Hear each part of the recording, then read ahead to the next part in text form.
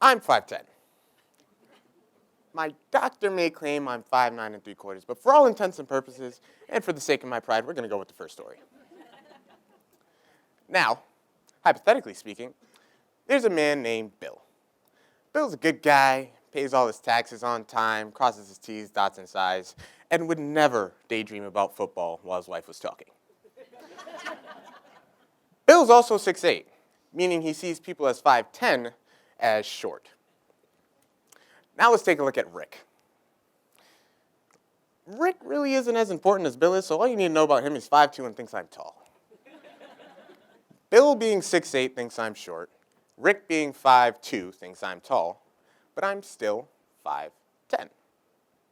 See, both observers use their own perspectives to understand how the reality they perceived relates to them. We all do this. When looking at reality, we innately compare it to an idea or experience that we've had before that are stored in our memory banks. We then determine whether that reality is worth our time and focus, how that reality might relate to us and how it compares to our prior knowledge, and to determine its value. It's an essential part of how we experience the world. However, this is what's relative. The choice in what we decide to relate reality to is what's relative, not reality itself. Going back to my first example concerning my height, both the observers interpreted my height differently, short and tall, because they were looking from two different views. The lens that we use to interpret reality, it's the viewpoint that each person assumes when looking at reality as a result of their individual experiences and interactions that they've accumulated over the entirety of their lives. Now, that's all fine to use reality to understand, relativity to understand reality and how that relates to us. But limiting the value of something to our ability to compare it to something else is very dangerous, because the value of this very thing is now dependent on whatever you decide to compare it to.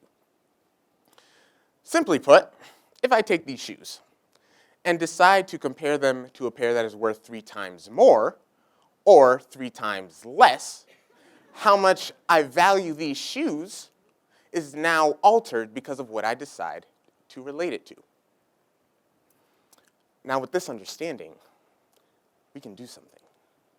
Something that'll make Einstein sweat a little bit. If only just for a moment, we're going to ditch relativity. We're going to look straight at reality as it is and find life's value. Are you in? Are you? Who's in to find life's true value? How are we going to do it? How are we going to do it? You guys seemed all for it. Yeah, ditch relativity. Yeah, let's do this. How are we going to do it? Well, that's what I'm here to tell you. Well, these lenses, the things we've been using to interpret reality up until now, have pretty much embedded themselves into how we see the world. So to get rid of them at this point would be unrealistic. So to see reality, you look through the eyes of your heart. An appreciative heart has the ability to look straight at reality and find value in it. An independent value that is not subject to the experiences nor lenses of those observing it. Now, I've learned that people are masters at doing things subconsciously. Yeah, breathing, walking, driving, dentistry, heart surgery. These are just some of the things we can do without putting too much thought into it. Unlike these things, though, there are some instances where we should focus up a little bit. We should be very conscious of when it is beneficial or even useful to use our relativity lenses and what we are looking at through them. I like to refer to this as conscious lens usage.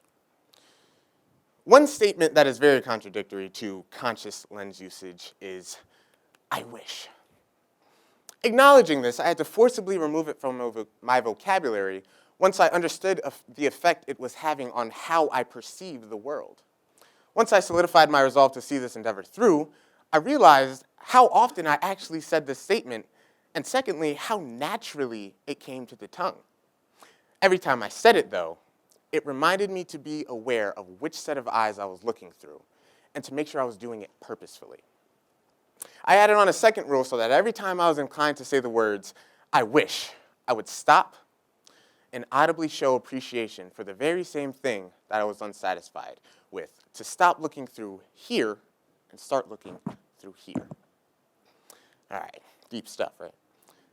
This "I wish" statement that I'm about to share with you is one that I said quite often, and if you were to ask my mother, she'd happily confirm. Matter of fact, don't ask her, please. That would just open a Pandora's box of groundings and punishment. It's a sensitive topic. Please don't.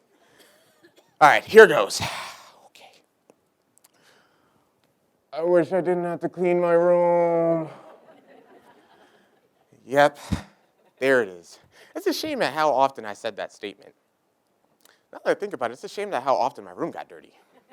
Well, it didn't necessarily get dirty. It just got messy. So clothes just happened to be all over the place. But if I could have stepped back and looked with an appreciative heart, I would have realized how much I actually had to appreciate. There was some suit jackets on a chair, some dress pants on the bed, and sweaters everywhere. Like, these were some good clothes.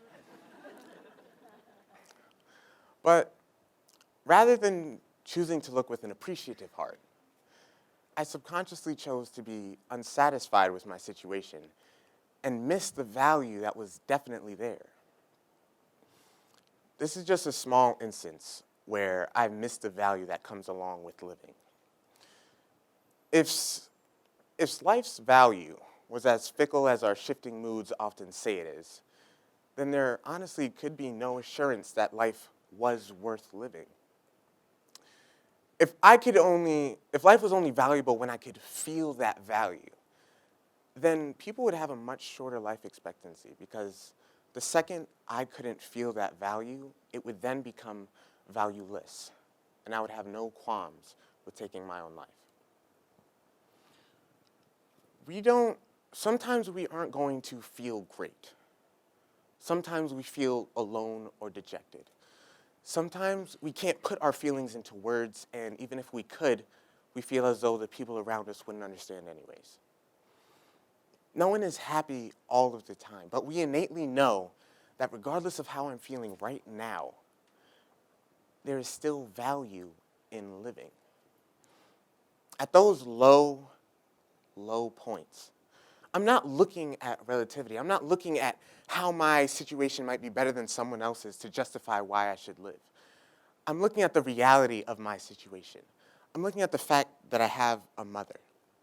I'm looking at the fact that I have a father, grandparents, uncles, cousins that all genuinely love me. I'm looking at the fact that if I were gone, three brothers and 4 sisters would be crying over my casket. I'm looking for life's value. But the reality of my situation is that life does indeed have value, a value that won't change no matter how beaten up, broken, or weak I might feel, or of how little of that value I can see at that moment. But this value can't be seen or appreciated through relativity, comparing one thing to the next until I justify that I should live. No. You have to appreciate life for what it is. Looking at reality through an appreciative heart and acknowledging that life's fundamental value is independent of those shifting emotions. Acknowledging that there is something worth appreciating in your situation and hardship is something that relativity often does not allow us to do. When you just wish for that bigger paycheck, when you have more than enough to provide for yourself, your family, your children, you can put a roof over their heads and food on the table and know they won't ever have to go hungry. When you just wish your parents would just leave you alone and miss the value in having parents at all. We become so focused on what's all the way over there, what we think will add value to our lives, that we miss the value that's right in front of us. Understanding that right here, right now, there are so many things worth appreciating in life, and applying that understanding to all aspects of life has allowed me to find value and significance in places that I never could have imagined that it would have been. This is something that I can stand behind because my life is proof. My day-to-day has much more significance because I can appreciate the fact that I had another day to live. I can appreciate the little ornaments and blessings that made that day worth living. But I'm not special. This value is something that I'm finding. It was already there in life, something that each of you can find for yourselves. Now, I'm not telling you to throw out your relativity lenses because that's how you see the world. That's how we all see the world. What I'm saying is, know when to put it away. Be aware of when you're using it and when you're not. Use it to make life worth living, but overall, open the eyes of that appreciative heart that has been allowed to see so little. The independent, universal, and foundational value that life can possess can only be seen once reality is presented as it is, not warped or altered by our lenses, but in its unadulterated state. The eyes, they see relativity, but the heart sees reality. Thank you.